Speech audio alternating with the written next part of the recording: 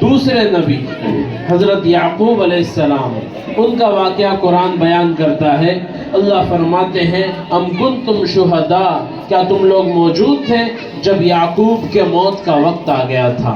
اللہ تعالیٰ پورا سیناریو ہمارے سامنے پیش کرتے ہیں۔ یعقوب علیہ السلام ایک بوڑھے اور پیرانہ سالی کو پہنچ گئے ہیں، ان کا آخری وقت ہے، ان کی اولاد ان کے اطراف میں جمع ہے کہ باپ کی آخری نصیحت کو سننے کے لیے بیٹے اور پورے خاندان کے پوتے پوتی سب جمع ہیں۔ وہ یہ نہیں کہہ رہے کہ فلاں بیٹے کو لے کے آؤ، فلاں بیٹی کا مجھے زیارت کرنا ہے، آخری موقع ہے، اور بالکل 2-4 جملے مرنے والا جو اپنے بعد والوں کو نصیحت کرتا ہے، اس میں یعقوب علیہ السلام اپنے بیٹے کو پوچھتے ہیں ما تعبدون من بعدی، میری اولاد میرے بعد تم کس کی عبادت کرو گے، کس کی پوجا کرو گے، کس کی پرستش کرو گے؟ تو ان کی اولاد نے ایک زبان ہو کر جواب دیا نعبد الہک و الہ آبائک، ہم آپ کے رب کی عبادت کریں گے اور آپ کے باپ دادا جن کی عبادت کرتے تھے ہم انہی کی عبادت کریں گے۔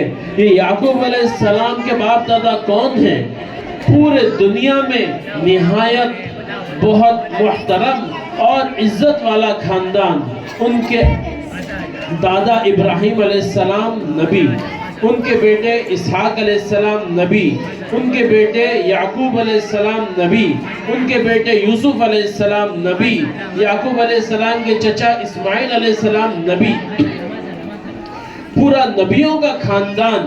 لیکن ان کو اپنے بچوں کے ایمان کی فکر ہے، اپنے بچوں کو موت کے وقت آخری جملہ جو کہہ رہے ہیں ما تعبدون من بعدی، میرے بچوں تم میرے بعد کس کی عبادت کرو گے؟ بچوں نے مل کر کہا ہم آپ کے رب کی اور آپ کے باپ دادا کے رب کی جو ایک ہی اللہ ہے، ہم اس کی عبادت کریں گے اور ہم ہمیشہ اس کے ہو کر رہ جائیں گے۔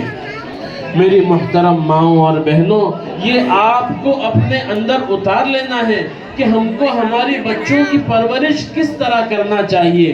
ہمارے بچوں کے اندر بول بول کر یہ بات ذہن میں ڈالنا ہے کہ بدن سے جان تو نکل سکتی ہے لیکن دل سے ایمان نہیں نکل سکتا۔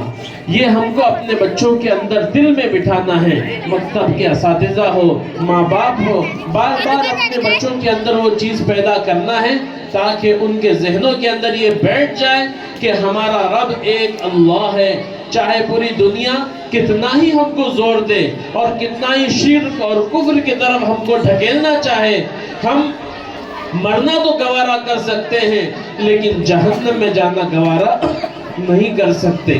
آخر یہ جان ایک نہ ایک دن تو جانے والی ہے اور کسی حالت میں ایک نہ ایک دن تو مرنا ہے، لیکن جو ایمان کے ساتھ مرا وہ ہمیشہ جنت میں رہے گا، اور جو کفر کے ساتھ مرا، جس نے اپنے ایمان کو بیچ کر دنیا کی تھوڑی لذتوں کے لیے کفر اور شرک کو خرید لیا، اللہ کے علاوہ کسی کے سامنے جھک گیا، وہ ہمیشہ اور اسی حالت میں مر گیا تو ہمیشہ ہمیشہ جہنم میں جائے گا۔ یہ بات ہم کو اپنے بچوں کے اندر یہ بٹھانا ہے کہ کچھ بھی ہو جائے، بدن سے جان جا سکتی ہے، دل سے ایمان نہیں جا سکتا۔ اب وقت نہیں ہے، مختصر طور پر ایک اور واقعہ آپ کو سنانا چاہتا ہوں۔ قرآن میں اللہ رب العزت نے اس کا ذکر فرمایا ہے۔ ایک مرتبہ ایک بنی اسرائیل میں ایک جادوگر تھا، وہ بادشاہ اپنے پورا حکومت کو ایک جادوگر کے ذریعے چلاتا تھا، لوگوں کو الگ الگ کرتب بتا کے بادشاہ لوگوں کو یہ بتاتا تھا کہ میں تمہارا معبود ہوں، میں تمہارا رب ہوں۔ وہ جادوگر بوڑھا ہو گیا، اس نے بادشاہ سے کہا کہ مجھے ایک ایسا انٹیلیجنٹ بچہ دو جس کو میں جادو سکھاؤں اور پھر تمہاری سلطنت چلانے کے لیے وہ کام آئے گا۔ اب کیا ہو گیا، ایک بچہ کو منتخب ہوا، وہ بچہ جادوگر کے پاس آتا، محل میں جادو سیکھتا جاتا۔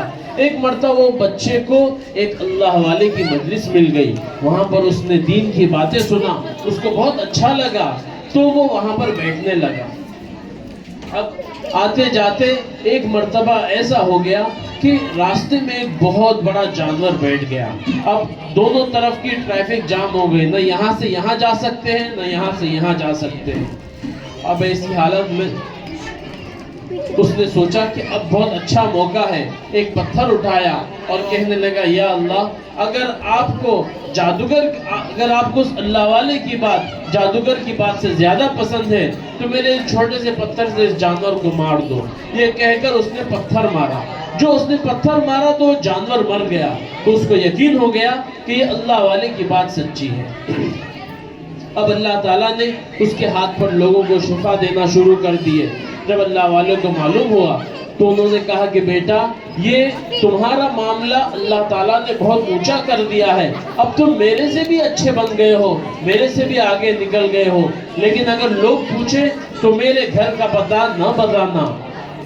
اب ایسا ہو گیا کہ بادشاہ کے محل میں ایک منسٹر وہ اندھا ہو گیا. اب بہت اس نے بہت علاج کرایا لیکن اس کو شفا نہیں ملی. اب یہ ہوا کہ اس کو معلوم ہوا کہ ایک ایسا بچہ ہے جو علاج کرتا ہے تو اندھا دیکھنے والا ہو جاتا ہے. تو اس نے اس بچے کے پاس گیا اور